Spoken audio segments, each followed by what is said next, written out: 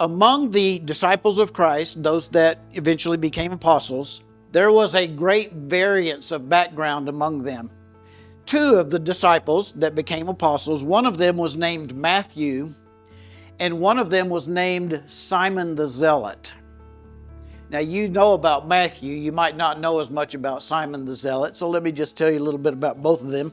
Matthew had been a tax collector who was a Jew that was employed by the Roman government to collect taxes.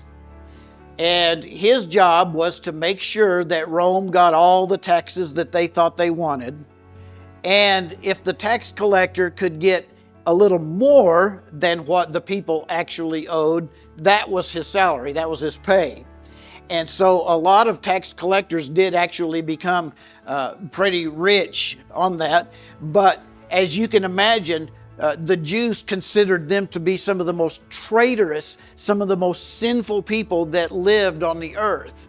All right, they really disliked the tax collectors. So Matthew, he had been a tax collector before Jesus called him. Simon the Zealot, on the other hand, was an armed militiaman whose singular goal in life was to destroy everything of Rome that he possibly could, including violence, including murder, whatever it took to destroy anything of Rome that he could. That's what the Zealots did. So let's take Matthew and let's take Simon and let's put them in the same small group, all right? How do you think that's going to work?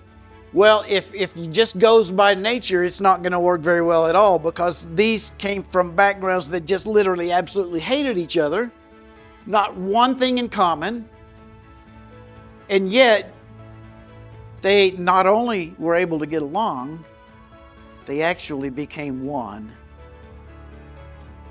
Why? Because Jesus Christ replaced all of that background stuff that they were coming out of, and He became the focus. Matthew was no longer a tax collector. He was a Christian. And Simon was no longer a militiaman. He was a Christian. And even though out of these two very different backgrounds, Christ became the focus, and I'm telling you that that's the only hope for this nation today, is if Christ becomes the focus.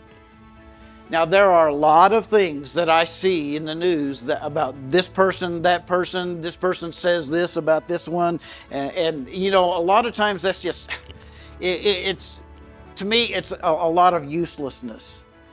Yes, I do have some political opinions. I do.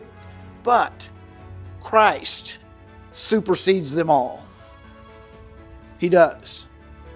And so if I keep that as my focus, I know I'm in the right place.